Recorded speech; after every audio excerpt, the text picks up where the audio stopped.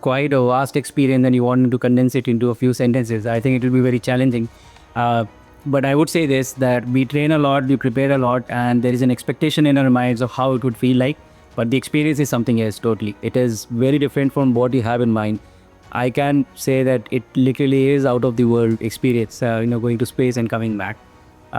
And along with the experience, I would say that it has been very enlightening for me. The past 1 year learning, training at various establishments and going to space, experiencing the mission by itself and coming back. And I think all this experience that I've gained in this last 1 year and the actual travel to space will be very useful for us in our own Gaganyaan mission.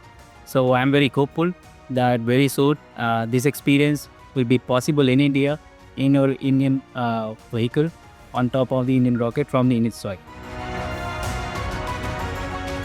हमारा शरीर जो है वो धरती के expose हुआ है गुरुत्वाकर्षण फोर्स के यूज टू है हमारा शरीर का। हमने कुछ और देखा ही नहीं है कभी और कुछ जाना ही नहीं है।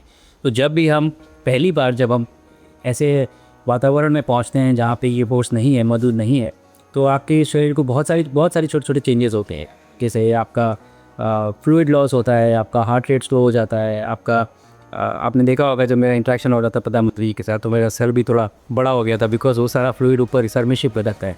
और लेकिन 3-4 दिनों में आपकी बॉडी समझ जाती है, आपका शरीर समझ जाता है और आप नॉर्मल हो जाते हैं। उसके बाद जब आप वापस आते हैं तो फिर से यही सारे चेंजेस होते हैं और आपको थोड़ा समय लगता है यूज़ टू होने, वो आपको फिर से वही 3 से 4 दिन लगते हैं शरीर को समझने में कि अच्छा हम वापस किसी नए वातावरण में आ गए।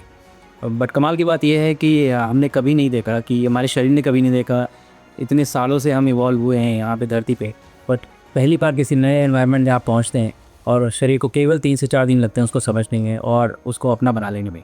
तो मुझे लगता है कि ये अपने आप में एक बहुत बड़ा मार्ग है।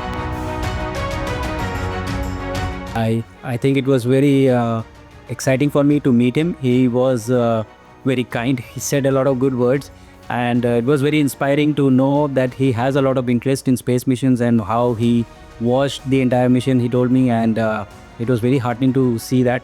And I think that this is the kind of support that we need to further our missions, our science missions, and the aim and ambitions that we have.